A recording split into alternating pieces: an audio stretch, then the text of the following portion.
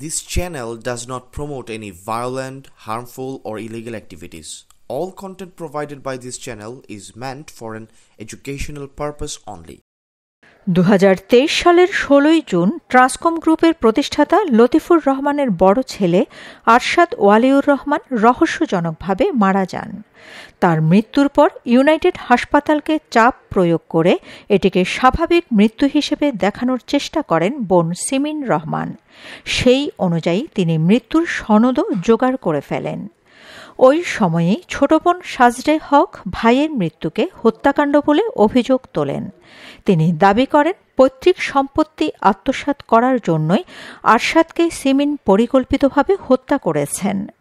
এই ব্যাপারে 2024 সালের 22 ফেব্রুয়ারি সাজরে হক প্রথমে বোন সিমিন রহমান এবং মা শাহনাজ রহমানের বিরুদ্ধে শেয়ার জালিয়াতি ও অর্থ আত্মসাতের মামলা করেন। একই বছরের 22 মার্চ গুলশান থানায় ভাইকে হত্যার অভিযোগে আরেকটি মামলা করেন। এই হত্যা মামলায় সিমিন রহমানকে প্রধান আসামি করেন ছোট বোন সাজরে হক। এরপরেই সিমিন রহমান সরাসরি শেখ হাসিনার সঙ্গে সাক্ষাতের জন্য মরিয়া হয়ে ওঠেন। এ সময় 71 টিভির সিইও মোজাম্মেল বাবুর সঙ্গে সিমিনের 2 দফা বৈঠক হয়। মূলত মোজাম্মেল বাবুই সিমিনকে গণভবনে নিয়ে যান। হত্যা মামলা, শেয়ার জালিয়াতি এবং প্রতারণার একাধিক মামলা ধামাচাপা দিতে সাবেক প্রধানমন্ত্রী শেখ হাসিনাকে 100 কোটি টাকা ঘুষ দিয়েছিলেন ট্রান্সকম গ্রুপের সিইও সিমিন রহমান। এজন্য গণভবনে শেখ হাসিনার সঙ্গে 3 দফা বৈঠকও করেন তিনি। এই 3 দফা বৈঠকে সিমিন রহমান তাকে হত্যা মামলা থেকে রেহাই দিতে শেখ হাসিনার কাছে অনুরোধ করেন। বিনিময়ে তিনি এস আলমের কাছে প্রথম আলো বিক্রি করে দেওয়ারও অঙ্গীকার করেন। শেষ বৈঠকে এ সংক্রান্ত একটি দলিলও চূড়ান্ত করা হয়। সেই সমঝোতা চুক্তিতে প্রধানমন্ত্রীর তৎকালীন মুখ্য সচিব তোফাজ্জল হোসেন মিয়া এবং 71 টেলিভিশনের সিইও মোজাম্মেল বাবু স্বাক্ষর করেন। সিমিন রহমান শেখ হাসিনাকে অনুরোধ করেন প্রথম আলো বিক্রির পর তাকে যেন মামলাগুলো থেকে রেহাই দেওয়া হয়। গণভবন থেকে প্রাপ্ত নথিপত্র এবং শেখ হাসিনার পরিবারের দুর্নীতি অনুসন্ধানে এই সংক্রান্ত চাঞ্চল্যকর তথ্য পেয়েছেন দুর্নীতি দমন কমিশন। দুদক সূত্র জানায়, গণভবনে সিমিন রহমান শেখ হাসিনাকে বঙ্গবন্ধু স্মৃতি জাদুঘর ও বঙ্গবন্ধু মেমোরিয়াল ট্রাস্টের জন্য 50 কোটি টাকা, সাইমা ওয়াজেদ পুতুলের উন্নয়ন সংস্থা সূচনা ফাউন্ডেশনের জন্য 25 কোটি টাকা এবং নগদ আরও 25 কোটি টাকা দিয়েছিলেন।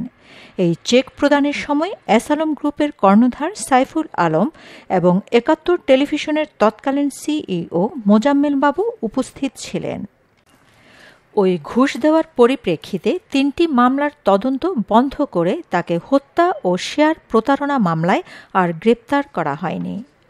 সম্প্রতি দুদক সূচনা ফাউন্ডেশনের অ্যাকাউন্ট নিরীক্ষা করে সেখানে সিমিন রহমানের স্ট্যান্ডার্ড চার্টার্ড ব্যাংকের অ্যাকাউন্ট থেকে একটি 25 কোটি টাকার চেক নগদায়নের তথ্য পেয়েছে।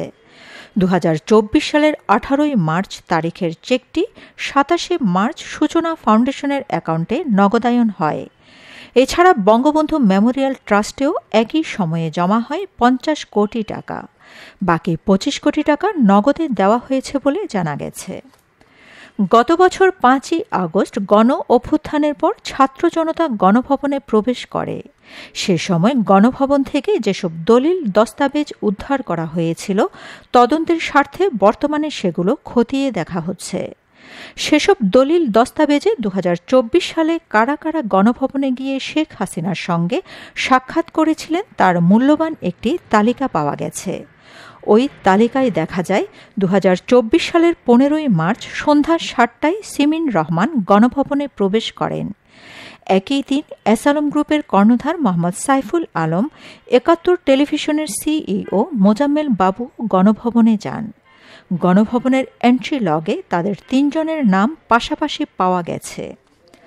সংশ্লিষ্ট সূত্র দাবি করেছে, সিমিন রহমানকে তৎকালীন প্রধানমন্ত্রীর সঙ্গে সাক্ষাতের ব্যবস্থা করে দিয়েছিলেন মোজাম্মেল বাবু। মোটা অঙ্কের টাকার বিনিময়ে মোজাম্মেল বাবু এই ব্যবস্থা করেন। 15 মার্চের ওই বৈঠকে প্রধানমন্ত্রীর তৎকালীন মুখ্য সচিব তোফাজ্জল হোসেন মিয়া উপস্থিত ছিলেন। দ্বিতীয় বৈঠকটি অনুষ্ঠিত হয় 18 মার্চ।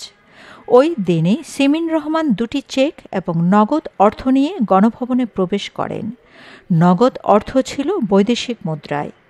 ডলার এবং ইউরো নিয়ে তিনি গণভবনে গিয়েছিলেন বলে একাধিক সূত্র নিশ্চিত করেছে। সিমিনের সঙ্গে শেখ হাসিনার শেষ বৈঠক অনুষ্ঠিত হয় গত বছর 15 জুন রাতে। ওই বৈঠকে সিমিন এস আলমের কাছে প্রথম আলো বিক্রির চুক্তিনামা শেখ হাসিনাকে দেখান ও অনুমতি নেন। 5 আগস্ট জুলাই অভ্যুত্থানের পর দেশের পট পরিবর্তন হলে প্রথম আলো বিক্রি প্রক্রিয়া বন্ধ হয়ে যায়। Shamima Chowdhury Shammi, BNA news 24।